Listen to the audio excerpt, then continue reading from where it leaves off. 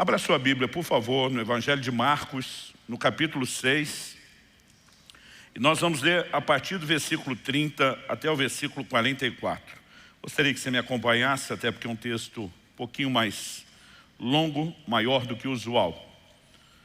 Algumas semanas atrás, antes mesmo de ter definido algumas palavras que eu pregaria nos domingos anteriores, me veio uma impressão no meu espírito de que nesse primeiro domingo de abril, o dia de ceia, eu deveria trazer uma palavra assim bem pastoral, né? E que diz respeito não apenas à maneira como a sua fé funciona como indivíduo, mas o que cremos e entendemos que como igreja devemos praticar como comunidade.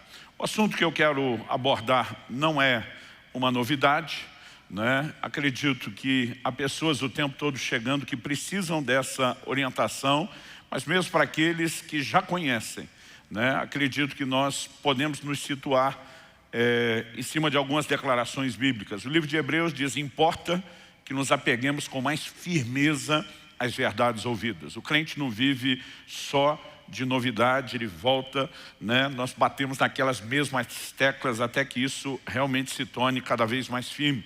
Eu creio que foi por isso até que Paulo, escrevendo aos Filipenses, dizia: eu não me canso de vos dizer as mesmas coisas, né? Acredito que todo pai já descobriu a importância de ter essa atitude em relação aos filhos. Eu não me canso de dizer as mesmas coisas. Então eu gostaria que a gente pudesse ler junto esse texto e a partir dele aplicar juntos essas verdades. O texto sagrado diz, Marcos capítulo 6, do 30 ao 44 diz: os apóstolos voltaram à presença de Jesus e lhe relataram tudo o que tinham feito e ensinado. E ele lhes disse: venham repousar um pouco à parte num lugar deserto. Isso porque eles não tinham tempo nem para comer, visto serem muitos os que iam e vinham. Então foram de barco para um lugar deserto à parte. Muitos, porém, os viram sair e, reconhecendo-os, correram para lá a pé de todas as cidades e chegaram antes deles. Ao desembarcar, Jesus viu uma grande multidão e compadeceu-se dela, porque eram como ovelhas que não têm pastor. E começou a ensinar-lhes muitas coisas. Como já era bastante tarde, os discípulos se aproximaram de Jesus e disseram: esse lugar é deserto e já é bastante tarde. Mande essas pessoas embora, para que, indo pelos campos ao redor e pelas aldeias, comprem para si o que comer. Jesus, porém, lhes disse: deem vocês mesmos de comer a eles. Mas eles disseram: iremos comprar 200 denários de pão para lhes dar de comer. Jesus lhes disse: quantos pães vocês têm? Tratem de descobrir. Eles foram se informar e responderam: 5 pães e 2 peixes. Então Jesus lhes ordenou que todos se assentassem em grupos sobre a relva verde. Gostaria de chamar a sua atenção para essa frase de Jesus: que todos se assentassem em grupos sob a relva verde. Eles o fizeram repartindo-se em grupos de 100 e de 50. Jesus, pegando os 5 pães e os 2 peixes, erguendo os olhos para os céus, abençoou. Depois partiu os pães e os deu aos seus discípulos para que os distribuíssem. E também repartiu os 2 peixes entre todos. Todos comeram e se fartaram, e ainda recolheram 12 cestos cheios de pedaços de pão e de peixe. E os que comeram os pães eram 5.000 homens. Meu Deus, pedimos graça e favor para entender, absorver, reter e poder de fato praticar a Tua palavra como o Senhor espera de nós. Clamamos a liderança do Teu Espírito Santo, não apenas iluminando o nosso entendimento, mas ajudando-nos, ó Deus, a conectar os princípios, a soma das afirmações da Tua palavra e, como já clamamos, traduzi-las de forma prática na nossa vida cristã, não apenas no seu aspecto individual, como também coletivo, como corpo, como igreja. Nós oramos em nome de Jesus. Amém. Bom, os primeiros 3 anos do meu ministério, eles eram definidos por um ministério itinerante. Eu não tinha, o compromisso de permanecer na igreja local e servia diversas igrejas, pregando em muitos lugares e cidades. E basicamente a ênfase do ministério eram reuniões de avivamento. Então, não apenas a cada domingo, mas muitas vezes a gente já começava ali quinta, sexta, sábado, domingo, fazendo as campanhas. Em outros lugares ministrávamos durante a semana. O que eu fazia era pregar, ensinar e orar com as pessoas. Quando comecei a pastorear, eu descobri que eu continuava fazendo as mesmas coisas que antes.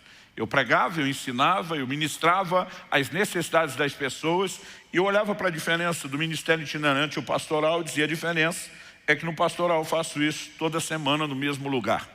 Demorou para entender o que de fato significa pastoreamento. E algo que eu e você precisamos reconhecer é que Jesus olha para aquela multidão, uma multidão que o seguia, que o acompanhava, né, que o ouvia constantemente, para quem ele ministrava. E a Bíblia diz que ele se compadeceu deles porque eram como ovelhas que não têm pastor. Em outras palavras, ele não se reconheceu pastor daquela multidão. Ou, em outras palavras, ele reconheceu que o que ele fazia não era o apacentamento. Embora sabemos o quanto ele se preocupa com isso, a ponto de ter perguntado lá em João 21, a partir do verso 15 para Pedro: Pedro, tu me amas? Pedro responde: tu sabes que eu te amo. E diz: então apacenta as minhas ovelhas. Essa compaixão mostra o coração pastoral de Jesus, mas também nos revela que pastoreamento não é aquilo que ele oferecia.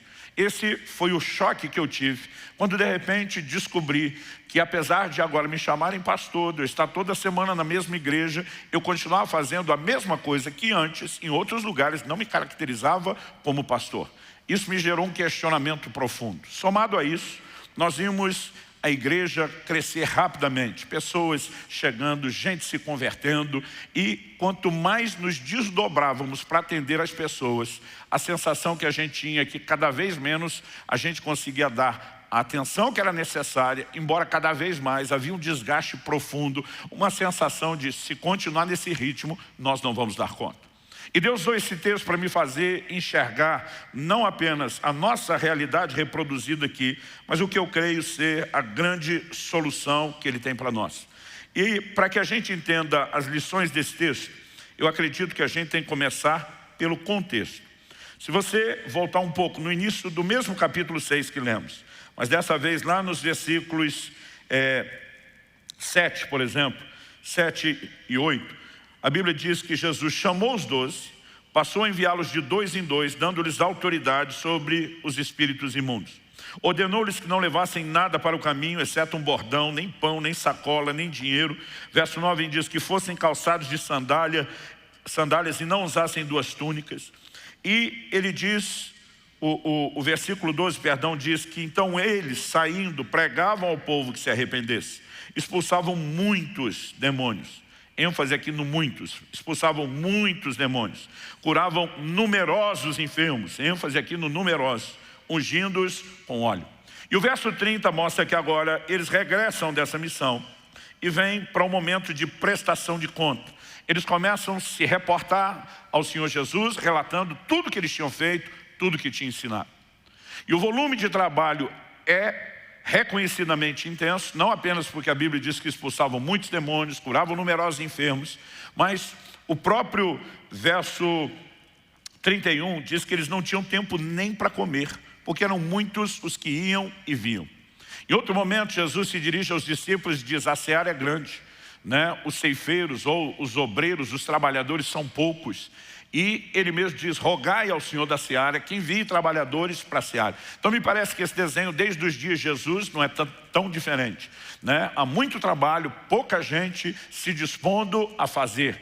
E é diante desse momento específico, dessa necessidade, que ele propõe no verso 31, venham repousar um pouco à parte num lugar deserto. Jesus basicamente estava dizendo: o ministério pode ter ferramentas sobrenaturais, mas vocês são feitos de uma estrutura natural e vocês precisam de descanso. Se não houver descanso, como diziam os antigos, né, ou o parafuso ou a rosca acaba espanando, vai dar problema. E Jesus propõe: vamos para um retiro, vamos ter um momento de descanso. Eu me lembro do início do ministério, ainda muito novo, cheio de pique, de gás e de muita fantasia na cabeça, quando nós estávamos num grupo de pastores e começou-se a discutir se a gente tinha que ter uma folga semanal ou mesmo férias. Eu lembro que um falou: o diabo não tira férias. Aí um mais velho falou: é por isso que está estressado do jeito que está. Né? E a gente só riu daquilo, achando que era mera piada, mas levou muito tempo para entender a sabedoria daquele conselho, a necessidade de descanso. Jesus reconhece e tira essa turma para um descanso. Mas quando ele faz isso, o versículo 32, diz que enquanto eles saíram para um lugar deserto, a parte de barco, o verso 33 diz que as pessoas reconheceram, viram aquele grupo, né, saindo de fininho e começaram a correr pela margem. Enquanto eles atravessavam o canto superior lá do Mar da Galileia, o povo vai correndo, espalha notícia, um vai contando para o outro pela margem. E quando Jesus desembarca, a multidão está lá de novo. Tipo, nós ainda estamos aqui com todas as nossas necessidades. É nesse momento que Jesus tem compaixão deles. Reconheçam como ovelhas que não têm pastor. Ele não está falando apenas desse novo momento onde ele desembarca, mas era a forma como ele olhava para aquela multidão. E agora Jesus está diante de um dilema. Qual o dilema? Se ele preservar o descanso dos seus apóstolos, dos seus discípulos, ele vai ter que sacrificar a necessidade da multidão. Se ele decidir atender a necessidade da multidão, ele vai sacrificar o retiro e o tempo de descanso. Aparentemente, não havia como conciliar as duas coisas. Mas o que há muitos anos Deus me fez entender nesse texto e tem norteado nossa forma de trabalho, é que logo depois de demonstrar compaixão por serem como ovelhas que não têm pastor, a Bíblia diz que Jesus passou a lhes ensinar muitas coisas. Isso não fala apenas do que ele lhes disse, do que ele lhes comunicou naquele momento. Mas eu creio que, em especial, o que aconteceu e o relato que nós temos é o que eu chamaria de a parte principal do ensino. Romanos 15:4 diz que tudo quanto foi escrito para nosso ensino foi escrito. E de alguma forma, ao olhar para esse texto, eu não vejo apenas o milagre da multiplicação de pães. Eu vejo Deus oferecendo solução para algo. E o que eu e você precisamos ter em mente, né, é que o nosso coração, a nossa forma de pensar tem que se alinhar com a mente de Deus. Deus deseja que o seu reino cresça e se expanda em toda a terra. A Bíblia diz que ele deseja que todos os homens se salvem e cheguem ao pleno conhecimento da verdade. Quando nós começamos a pensar com a mente de Deus, nós não podemos simplesmente olhar para a igreja como um clube e dizer, eu já cheguei, estou dentro, estou desfrutando, não faço questão que mais ninguém entre. Porque a nossa missão é trazer aqueles que ainda não foram ganhos, né, para o Senhor Jesus. E nós precisamos desse tipo de mentalidade. Não podemos, de forma alguma, pensar diferente ou nos acomodar. Não podemos simplesmente dizer, tá bom, porque fomos alcançados, quando muita gente ainda não foi. Isso reflete, mera e simplesmente, se pensamos diferente, né, reflete mera e simplesmente o nosso egoísmo, a nossa carnalidade e a nossa imaturidade espiritual. Quando meu filho Israel tinha em torno de 5 para 6 anos, Alice é 3 anos mais nova do que ele, então eu lembro que nós estávamos numa conversa lá em casa e eles acabaram de alguma forma se envolvendo nela. Kelly e eu, depois temos os 2 filhos, começamos a cogitar a possibilidade de adotarmos mais uma criança. Enquanto estávamos naquela conversa, eu me lembro de um dia o Israel ter se manifestado. Ele até hoje não gosta muito que a gente fala disso, porque ele diz que sente vergonha. Eu digo, filho, você é uma criança, né? E você não tem que se cobrar pelo comportamento de uma criança. Mas ele em algum momento olhou para a gente e disse, mais um? Para dividir o tempo e a atenção de vocês? De jeito nenhum.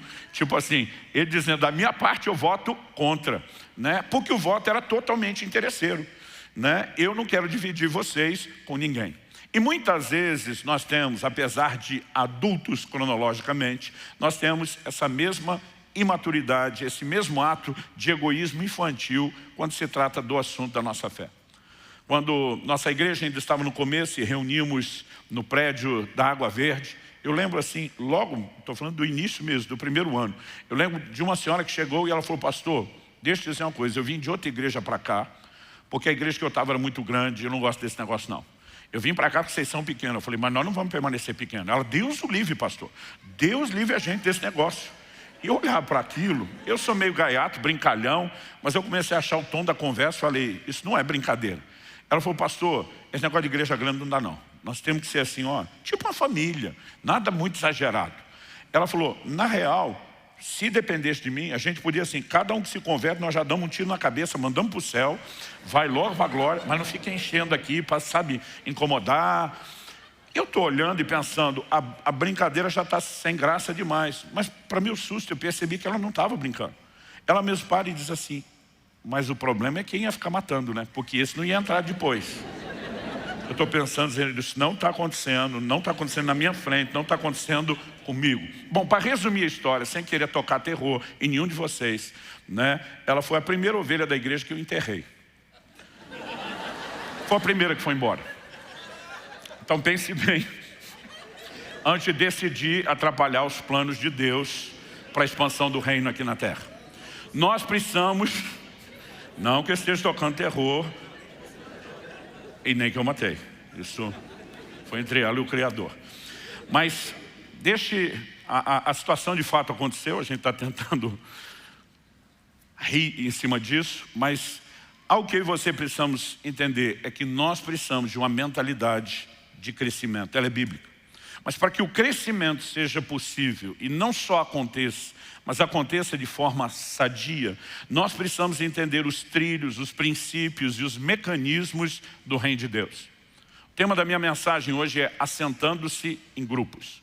Quando Jesus, antes da multiplicação de pães, decide sentar toda essa multidão, ele está fazer com que eles se assentem em grupos, ele está nos ensinando uma verdade importante. Uma verdade que é apresentada em outros lugares da Bíblia. Se você quiser ler com calma depois, Êxodo capítulo 18, a Bíblia diz que quando Moisés sai do Egito com a nação de Israel, rumo à terra prometida, só dos homens de 20 anos de idade para cima, alistados no exército, eram mais de 600 mil homens. Acredita-se que se você pensar em termos de família, nós teríamos no mínimo 3 milhões de pessoas. Ou seja, nós estamos falando de pelo menos uma Curitiba e meia. Agora, era gente demais.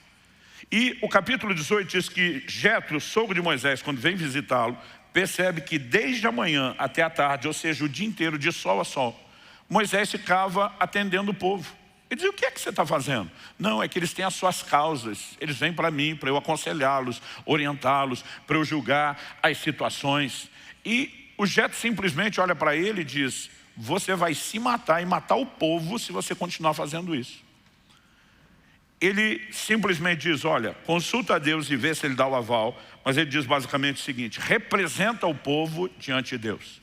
Ele está dizendo, você como líder é quem tem a maior responsabilidade de orar em favor desse povo e representar o povo perante Deus. Depois disso, seu segundo e principal papel, ensina-lhes os estatutos e as leis, o caminho onde eles devem andar.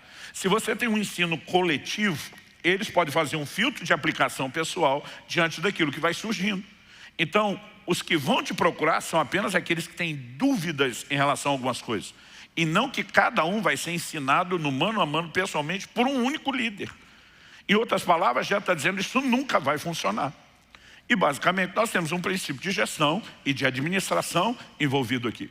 Mas ele diz, para que o povo possa ter acompanhamento, ainda assim, eu oriento você a fazer da seguinte forma. Jetro diz para ele, estabelece chefes de 10. Cada 10 pessoas, um grupo de 10, terá um líder. Ele diz, levante líderes de 50.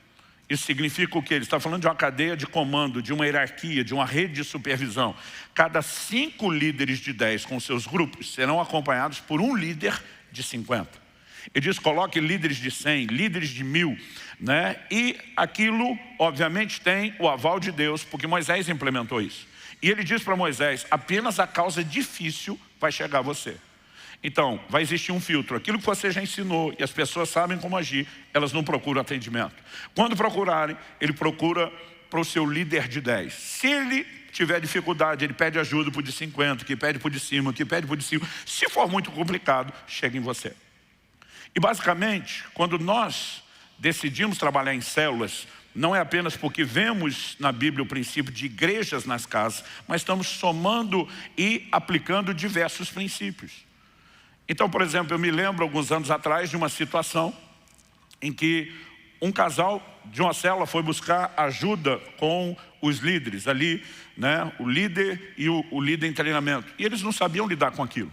E eles pediram ajuda para o supervisor. O supervisor falou, olha, não sei o que responder e como aconselhar diante disso, mas vou pedir ajuda para o nosso supervisor, que pediu ajuda para o pastor daquela rede, que chegou para mim e disse, eu preciso que você também me ajude a ajudá-los.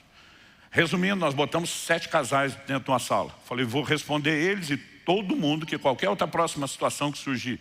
E trabalhamos toda aquela questão juntos, né? Por que eu estou falando isso? A única forma de pensarmos um desenho de igreja onde as pessoas conseguem ser atendidas e ao mesmo tempo a gente não leve os obreiros ao limite da exaustão é entender essa inteligência de gestão bíblica. Quando a Bíblia diz que Jesus não apenas os fez sentar em grupos, mas os fez sentar em grupos sobre a relva verde, isso para mim fala muito, né? O Salmo 23, que é uma das grandes referências de pastoreamento, para a gente olhar Deus como o modelo do pastoreamento que exercemos, diz: o Senhor é o meu pastor, nada me faltará. Conduz-me aos pastos verdejantes. Relva verde aqui, né, está associado a essa ideia de cuidado e da alimentação. Aliás, a discussão por trás da multiplicação de pães acontece porque Jesus é abordado pelos discípulos e diz: ó, está ficando tarde, daqui a pouco vai escurecer, essa turma precisa de tempo, porque não tem comida para todo mundo num lugar só.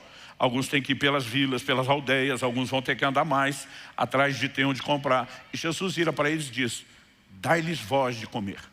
Em outras palavras, ele está dizendo: assumam a responsabilidade. A multidão não tem que ser dispersada, eles não têm que garantir alimentação por conta própria, vocês precisam assumir a responsabilidade. É possível alimentar a multidão.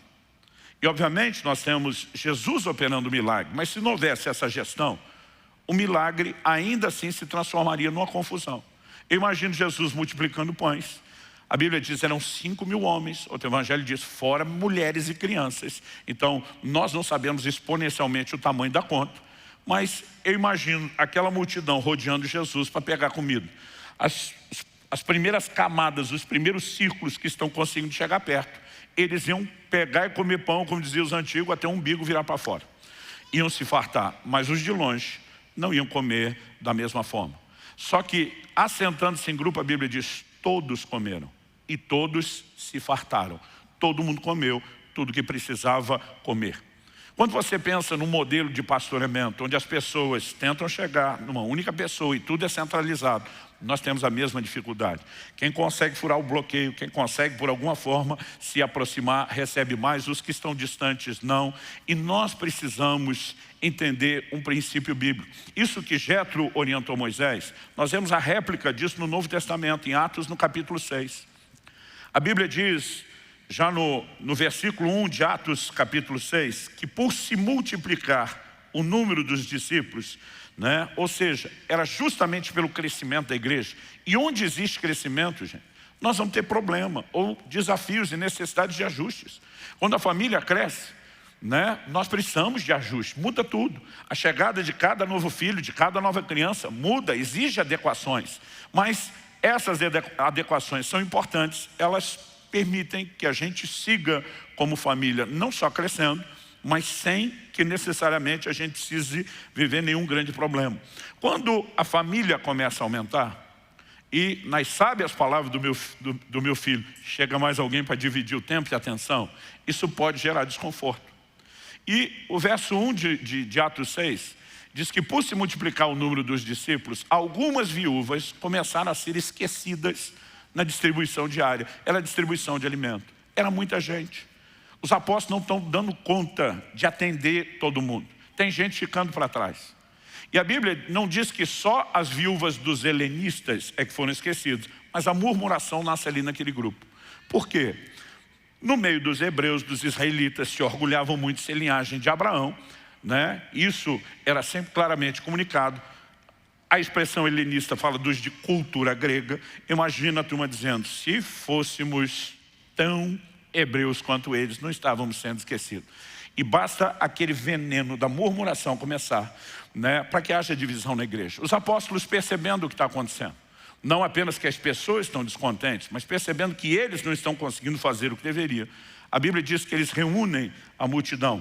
Versículo 2 diz: então os 12 convocaram a comunidade dos discípulos e disseram: não é correto que nós abandonemos a palavra de Deus para servir as mesas. Por isso, irmãos, escolhem de vocês 7 homens de boa reputação, cheios do Espírito e de sabedoria, para os encarregarmos desse serviço. Quanto a nós nos consagraremos à oração e ao ministério da palavra. Qual foi as duas principais funções que Jetro atribuiu a Moisés? Representa o povo diante de Deus, oração. Ensina-lhes os estatutos nos quais devem andar. Os apóstolos dizem, nós vamos perseverar no ministério da palavra e na oração. Quem está entendendo, diga amém. Outro dia eu vi uma pessoa, foi logo no início da igreja, ela me viu rabiscando algo no final de uma canção que era uma das últimas canções. E depois eu subi, preguei, né? E no final ele falou, pastor, desculpa fazer a pergunta. Eu vi o senhor puxar uma folha de papel, anotar um monte de coisa. Não vai me dizer que o senhor preparou o sermão na última música. Eu falei, olha, eu tinha vindo com uma mensagem pronta e o Espírito Santo me disse que eu estava correto em dar atenção àquele assunto que a igreja precisa, mas que hoje não era o dia. Então naquela hora ele me deu uma direção e eu simplesmente fiz a resenha. Ele falou, pastor, o senhor preparou um sermão em menos de 2 minutos. Eu falei, não, criatura, em menos de 2 minutos eu preparei o esboço. Esse sermão levou uma vida inteira.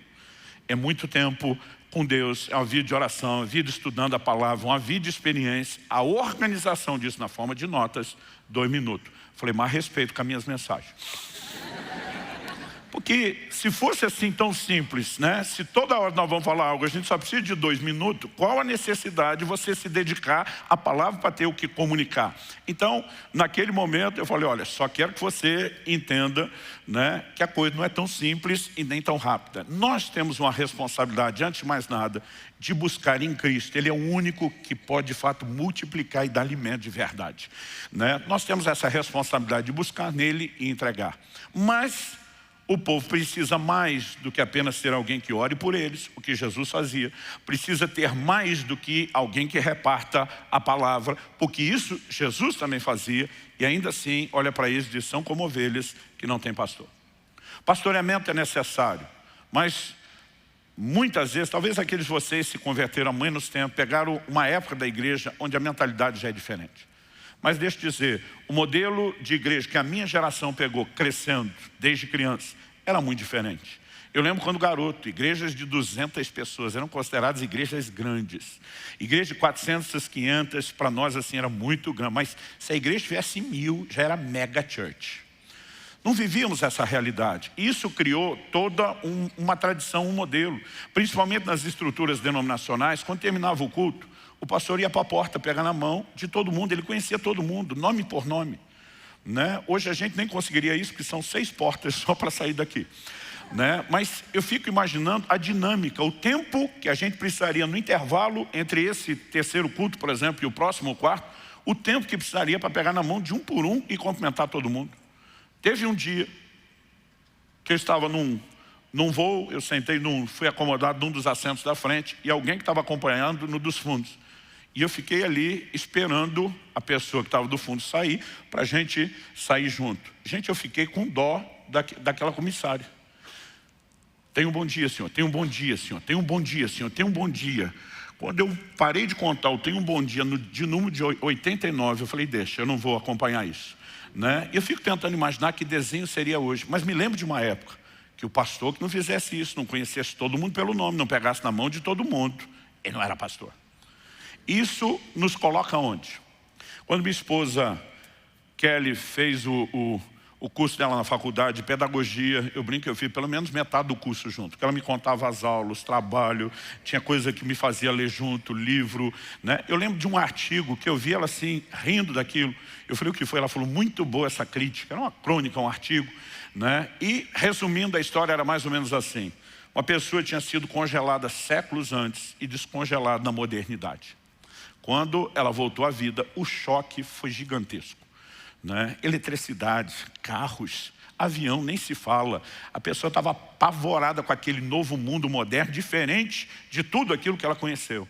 E a crítica terminava com essa pessoa encontrando, né, um lugar de tranquilidade nas escolas, porque diz que tudo estava exatamente igual séculos atrás. Era para criticar a falta de avanço no sistema educacional. Eu também ri daquilo e pensei na época, não seria diferente em algumas igrejas, né? Porque muitas vezes nós queremos ficar com aquela mentalidade da época que existia nas cidades pequenas do interior, o médico de família. Ele conhecia todo mundo, né? Esse não é mais a nossa realidade, principalmente a realidade dos grandes centros. Nós não podemos imaginar o desenho de uma igreja que cresça como Deus quer que cresça, com um modelo de assentamento que ou sufoca esse crescimento ou expande a liderança. E a Bíblia tem solução para as duas coisas. Qual a solução? delegue-se o ministério, terceirize-se o ministério.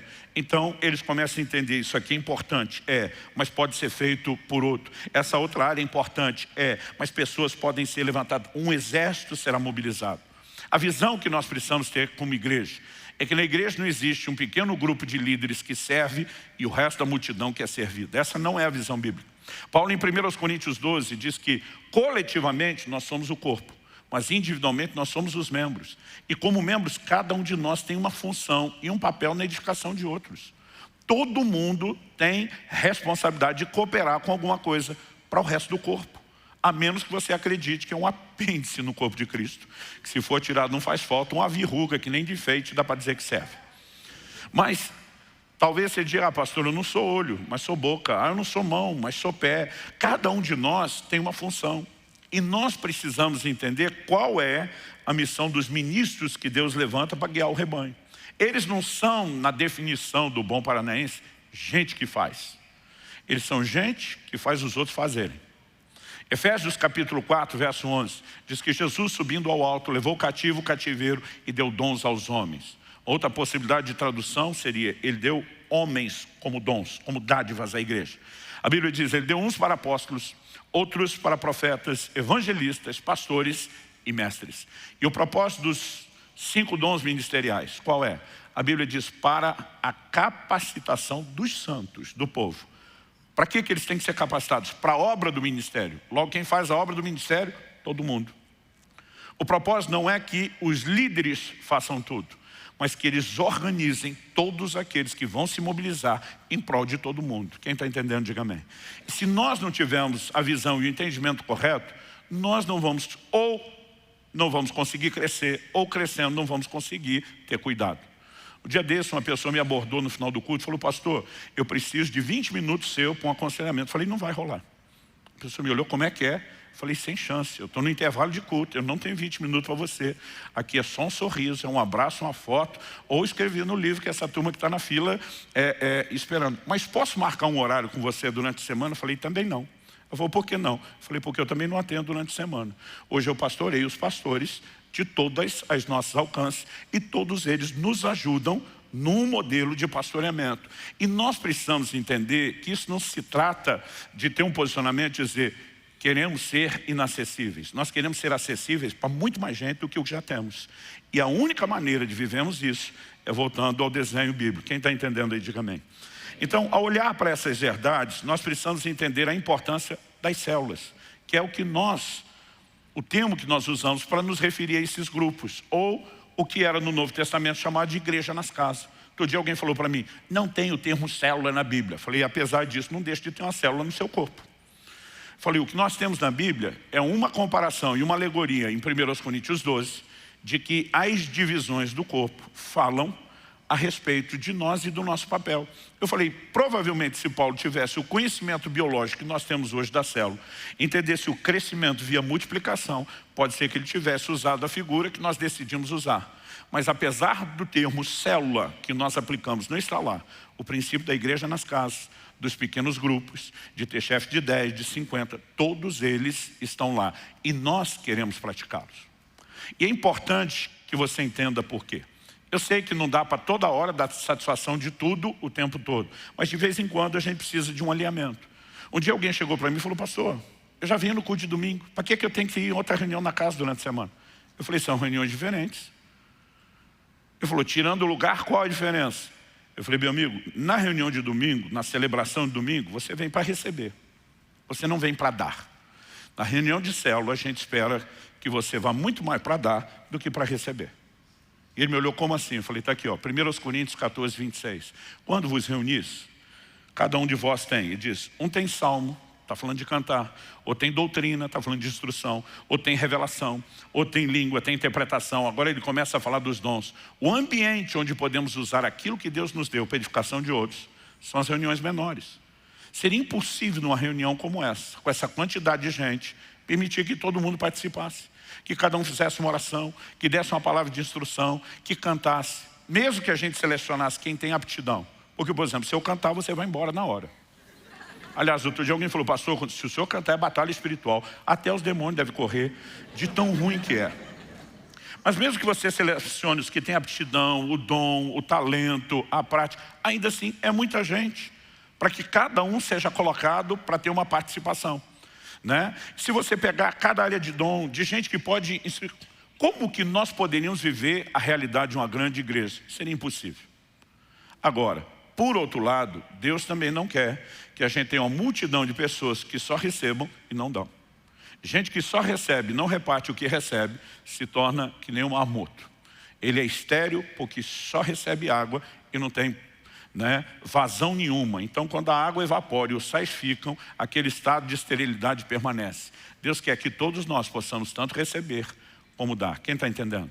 O propósito da reunião é outro. Lá, a mentalidade das igrejas, das famílias menores de hoje em dia, nos roubou um outro pensamento. Antigamente, as famílias de muitos filhos, os filhos mais velhos, tinham que ajudar os pais a cuidar dos filhos mais novos.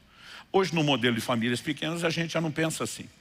Mas quando pensamos na igreja e no crescimento da igreja, nós precisamos entender que os irmãos devem ajudar o pastor principal, né? A Bíblia chama Jesus de o supremo pastor. Significa que em qualquer medida de pastoreamento, mesmo que alguém não tenha o chamado para ser um dos pastores da igreja no sentido de governo, ele pode ajudar numa certa medida de cuidado, liderando uma célula, ou dentro da célula, ajudando a cuidar e discipular de alguém, né? E quando fazemos isso, nós estamos cooperando com o nosso supremo pastor.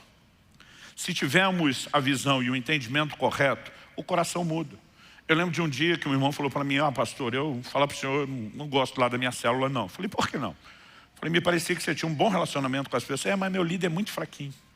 Conhecimento bíblico, ó, pequenininho. Eu olhei para ele e falei: é por isso que nós precisamos de você lá. Ele: como assim? Eu falei: justamente por causa, honestamente, quando alguém já se compara com o outro para falar que tem mais, eu já acho que tem algo muito errado.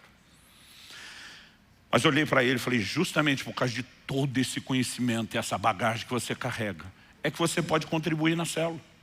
Eu falei: agora, se você acha que vem na reunião de domingo para aprender, e que vai lá para aprender, e que todo lugar você só vai aprender, não vai ensinar ninguém, eu quero te perguntar, por que exatamente você está aprendendo? Para que serve todo esse conhecimento se você não quer repartir? Eu falei: agora, se o seu líder não teve a oportunidade de aprender como você aprendeu, e pode ter alguém com você na célula ajudando, você não consegue ver nisso utilidade? Eu prefiro muito mais você debaixo da liderança de alguém que precisa do que você tem, do que de alguém que não precisa. Ele: pois é, acho que eu vou dar mais uma chance. Eu quero encorajar você a acreditar que nós estamos nos movendo dentro de um princípio onde todo mundo pode se alimentar. Por que Jesus não se reconheceu pastor da multidão? Porque ele é pastor de 12, gente. Sabe, é diferente apenas pregar publicamente para toda aquela multidão e o que ele dava para os 12. Quando eles discutiam entre si, já corrigi e chamava atenção. Como é que nós criamos os filhos? Algum de vocês tinha um manual? Segunda-feira dessa próxima semana, vamos ensiná-los a respeito de integridade, né, e honestidade. Não, na hora que pegou o troco a mais, a gente diz: volta a devolver. Isso não é seu. Não é assim que funciona. Em todas as circunstâncias que vão surgindo, a gente vai aproveitando. Os filhos brigaram, é a hora que a gente ensina sobre a forma de lidar com aquilo. Então, o convívio é que determina uma medida mais eficaz de discipulado e de pastoreamento. Quando a Bíblia diz que Jesus chamou os 12, a Bíblia diz: ele os chamou para que eles estivessem com ele. É esse relacionamento que gera algo mais. Precisamos do que temos aqui nos cultos e celebrações de domingo? É claro. Agora, é isso que define o pastoreamento? Não. Nem de vocês que congregam aqui. O que dizer das pessoas? Pensa num negócio, gente, que assim, me põe à prova, me testa.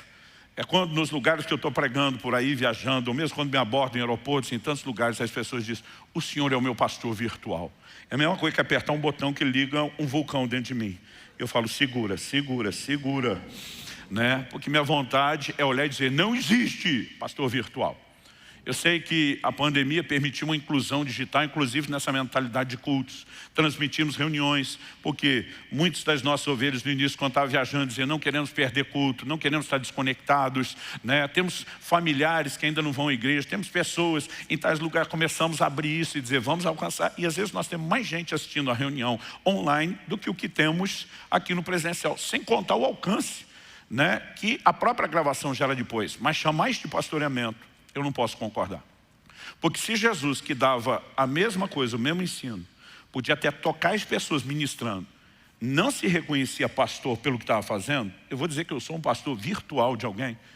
É lógico que as pessoas podem dizer, você me ajuda, você me ensina, mas isso não é, nunca foi e nunca será pastoreamento.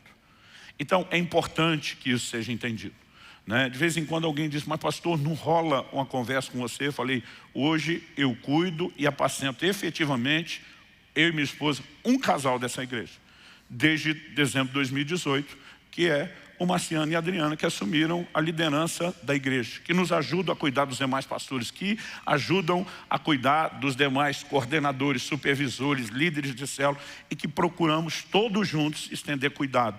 Porque se pensarmos que o pastoreamento envolve relacionamento, não dá para pensar de forma diferente. Agora, Jesus, quando estava multiplicando pães, ele não foi direto para a multidão. Ele está dando aos seus discípulos, aqueles que ele apacenta. Eles, por sua vez, estão levando aos grupos. E porque tinha a organização dos grupos, a Bíblia diz, todos comeram e todos se fartaram. E não apenas isso. A Bíblia diz que eles voltam com 12 cestos cheios. A gente descobriu que nesse sistema, aquela pessoa que está sendo alimentada e pode ajudar a alimentar, ela nunca fica desprovida. Uma das coisas que me impressionaram logo no início do meu ministério viajando, era ver muitos pastores esgotados, porque viviam alimentando os outros, mas eles mesmos não tinham ninguém que os alimentasse. E quando nós olhamos para a sabedoria desse modelo bíblico, não é opcional. Outro dia uma pessoa chegou e falou, eu não concordo com esse sistema. Eu falei, você tem duas opções, entender e passar a concordar, ou arrumar outro lugar para congregar.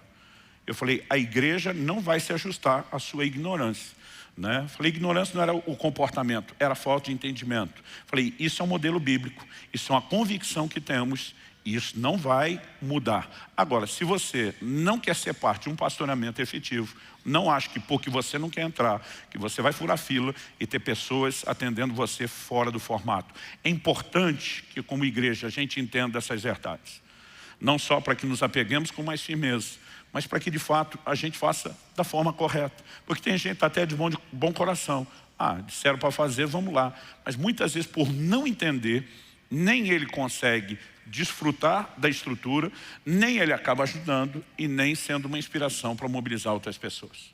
Resumindo, né? Principalmente nesse pós-pandemia, já estamos pela fé falando que é pós, né? Principalmente nessa nova fase, nós teremos uma grande mobilização em prol das células e do funcionamento correto das células. E eu senti muito forte da parte de Deus de trazer essa palavra, tanto fortalecendo valores que já temos na casa, como ajudando aqueles de vocês, talvez chegando nos últimos anos, né, não entenderam tanto porque isso para nós é tão importante. Então, eu realmente espero que isso possa te ajudar, não só estar alinhado com a visão, com a maneira como funcionamos, mas fazer isso com entendimento. Vamos orar? Pai, te pedimos mais uma vez a capacidade de compreensão e entendimento espiritual. Oramos, ó Deus, que aquilo que ouvimos do Senhor possa ter o seu efeito não apenas aqui e agora, mas sofra aquela ação personalizada do Espírito Santo de aplicação prática, de aprofundamento. Nós somos gratos por ser parte de um reino em movimento, em contínuo crescimento. Nós oramos que possa haver no coração de cada um que é parte dessa casa um anseio para ver cada vez mais pessoas sendo alcançadas para Cristo, cuidadas aos milhares. Nós ousamos acreditar naquilo que o Senhor tem. Queremos ter um coração alinhado com o Teu, mas também não queremos nos perder no processo, ou vendo obreiros que se esgotam sem conseguir atender, ou vendo a multidão negligenciada. Queremos andar naquilo que o Senhor estabeleceu, de forma tão sábia, e queremos, ó Deus, dessa forma te honrar. Clamamos graça para vivermos, ó Deus, o aperfeiçoamento daquilo que já estamos desde tanto tempo como igreja procurando praticar. Queremos viver o aperfeiçoamento, o amadurecimento, debaixo da liderança do Teu Espírito Santo. E oramos por isso em nome do Senhor Jesus. Amém. Amém. Se você recebe essa palavra, diga eu recebo. Glória a Jesus.